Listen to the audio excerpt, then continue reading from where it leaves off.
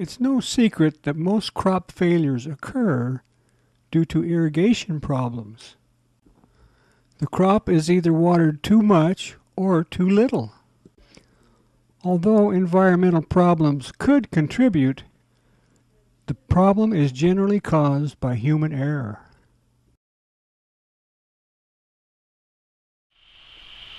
Inadequate irrigation makes plants susceptible to diseases and insect infestation.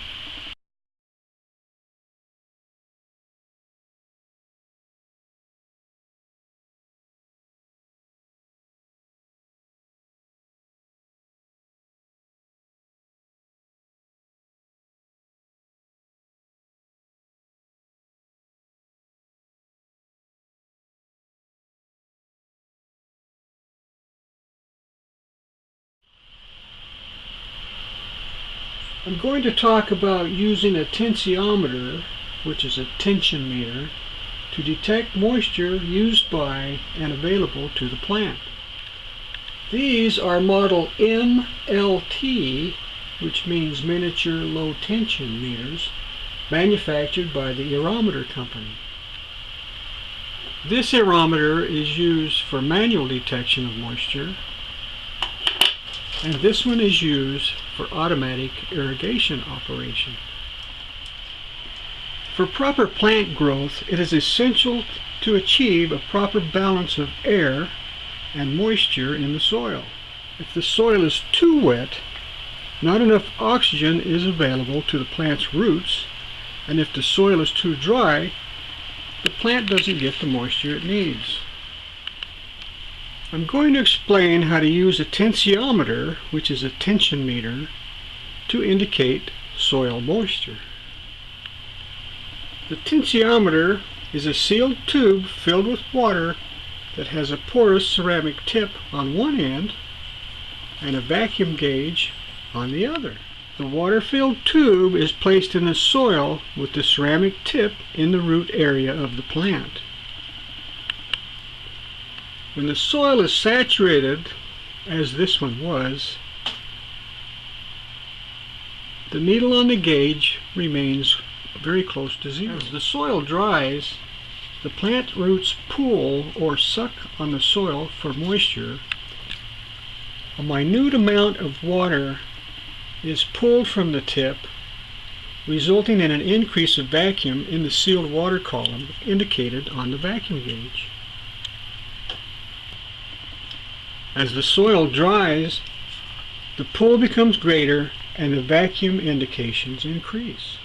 I will describe this manual operation Irrometer in this segment and describe the automatic operation in the next segment. I will actually set up a garden to operate on automatic irrigation. When you received your equipment, you also received a fully illustrated, detailed instruction manual.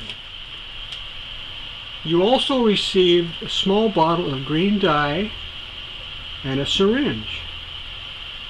The green dye is used to tint the water, the distilled water used in the liquid column of the Irrometer. The syringe is used to inject the green liquid, the distilled water, into the liquid column, and also to evacuate the air bubbles from the column. So basically, the tensiometer reads the physical sources in the soil or growing media and indicates the condition on a vacuum gauge.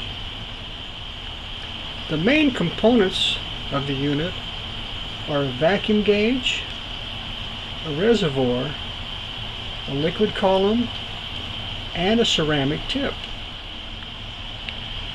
The gauge is graduated in centibars, which is a measurement of tension.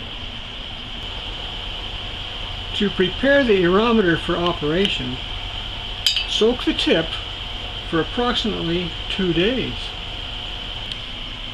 This will ensure that the ceramic tip is fully saturated and ready for use.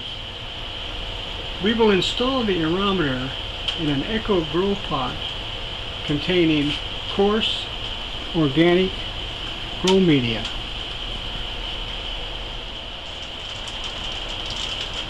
To make sure the instrument is placed at the right depth without obstruction, I've marked a half-inch piece of PVC to place in the soil to make sure there's no obstruction. At this point, it's also best to have the soil saturated as well. We transport the irrometer installed in the distilled water, and we place it in the hole we've provided to the depth required. At this point, we remove the cap and get ready to fill the tube and the reservoir with the Irrometer solution.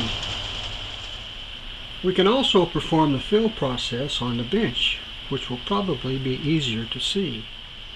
It's very important to use distilled water during the process. First, we take a few drops of the coloring solution and add it to the water in the cup. We just need enough, just a few drops, to color the solution. The reason for this is so that we can tell inside the iridometer when the solution is getting low. We pull some liquid into the syringe. Doesn't take very much. And then we place it in the irrometer. Don't seat it into the O-ring because it'll cause an air bubble.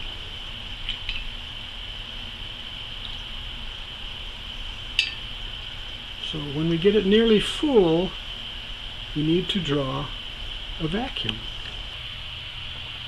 Just draw a vacuum to remove any air bubbles from the system.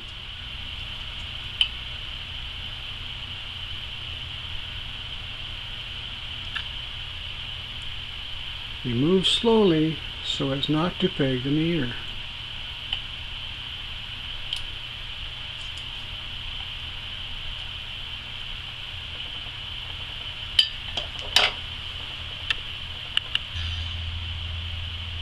Do that process several times to make sure there's no air in the system.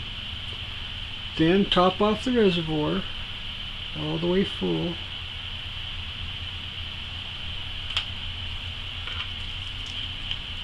Tap the reservoir to make sure there's no air bubbles in the reservoir.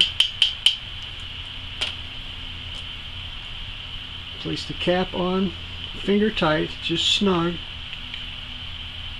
You might get a little bit of a deflection in the meter. Now the irrometer is ready to go.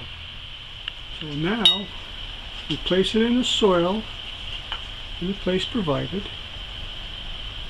Make sure it's packed tight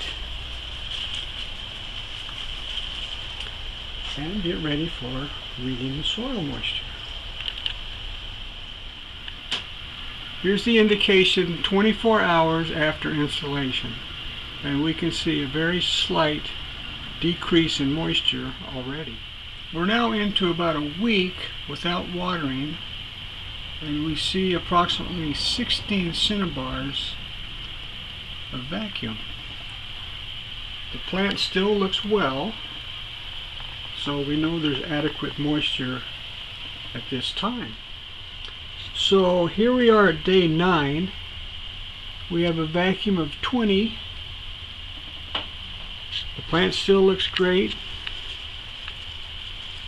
and I can still feel moisture in the soil, so we got a way to go yet. Now the reason this is taking a lot longer to dry out than a normal pot is this is one of the Echo grow pots, and there's a small reservoir at the bottom of the pot, and there's capillary action. So it's basically self-watering to a point, and it'll require replenishing as soon as you get a little bit higher reading. So we'll catch it again tomorrow.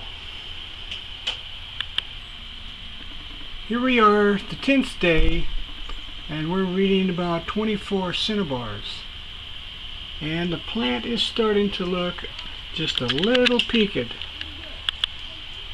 So I think another day or two we're going to have to irrigate.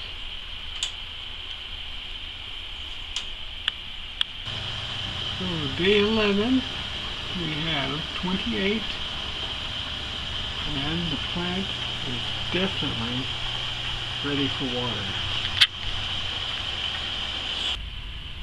I irrigated the plant after the last segment, and as you can see, the soil is saturated and the plant has recouped.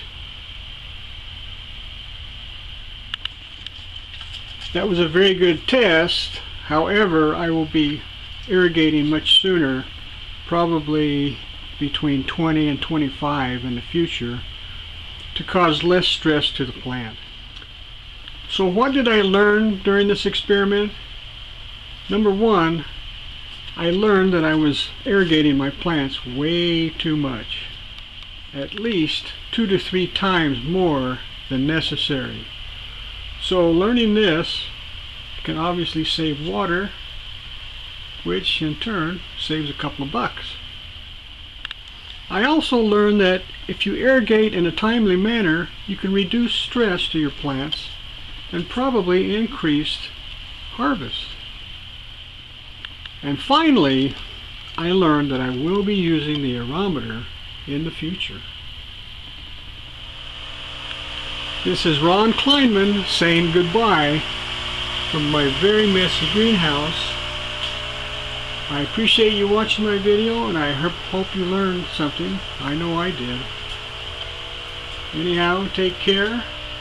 And if you want to see updates, and if you want to see the automatic operation, subscribe to my channel, and I'll catch you later. We'll make a penetration to the right depth, close to the root ball. Make sure there's no obstructions. Remove the PVC and insert the Irrometer.